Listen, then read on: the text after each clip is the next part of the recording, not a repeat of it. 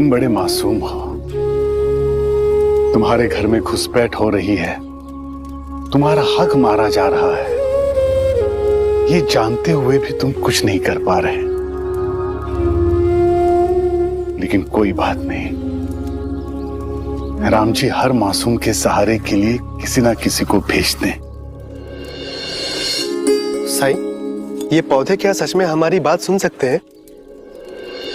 बिल्कुल सुन सकते हैं। पौधे शायद जवाब न दें, लेकिन इनमें जीवन है। ये समझ सकते हैं कि इनके आसपास क्या हो रहा है, और अगर इनसे बातें करो तो ये और फूलते फलते हैं। प्रणाम साईं। राम जी भला करें।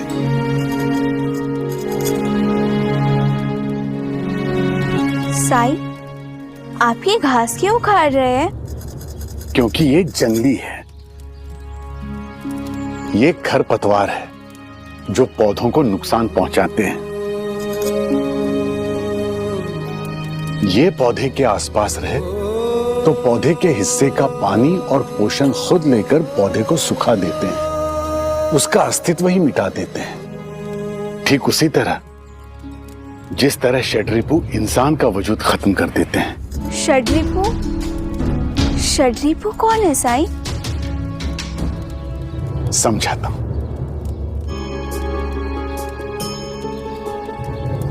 मान लो ये तुम्हारा घर है। एक दिन कोई आकर तुम्हारे इस घर में आसरा मांगता है और तुम अपनी अच्छाई के कारण उसे आसरा दे देते हो। फिर वो किसी और को ले आता है तुम्हारे इस घर में। तुम कुछ भी करने में असमर्थ होते हो क्योंकि तुम उसके रास्ते में बाधा नहीं बनना चाहते, रोड़ा डालना नहीं चाहते।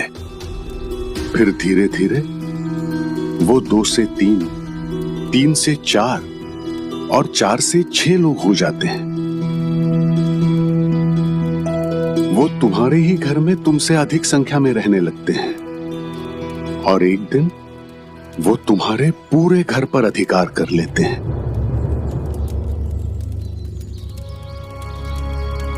मतलब घर तुम्हारा, लेकिन तुम्हारा उस पर कोई अधिकार नहीं। ये तो गलत बात है साईं। है ना?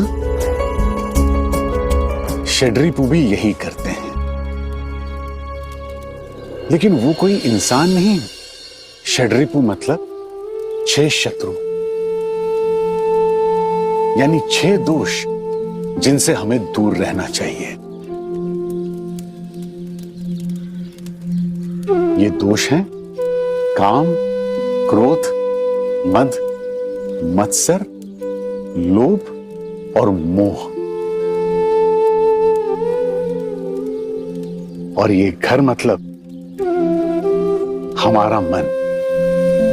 इन 6 रिपुओं में से कोई एक रिपु सबसे पहले हमारे मन में दस्तक करता है, जिसे हम अपने मन में जगह दे देते हैं, और फिर उसका हाथ पकड़कर बाकी सब एक के बाद एक आने लगते हैं और हमारे मन पर कब्जा कर लेते हैं, और फिर हमारे विचारों पर भी अधिकार कर लेते हैं। फिर हम वही करते हैं जो ये हमसे करवाते हैं, जो हमारे हित में नहीं होता है। इसीलिए जितनी जल्दी हो सके हमें इन षड्रिपुओं को बाहर निकाल देना चाहिए।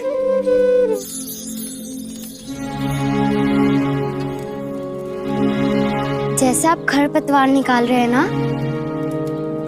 बिल्कुल सही समझे चेतन। जिन्हें समझने की चाहत होती है वो तुरंत समझ जाते हैं, और जिन्हें ना समझने की चाहत होती है वो लाख समझाने पर भी नहीं समझते।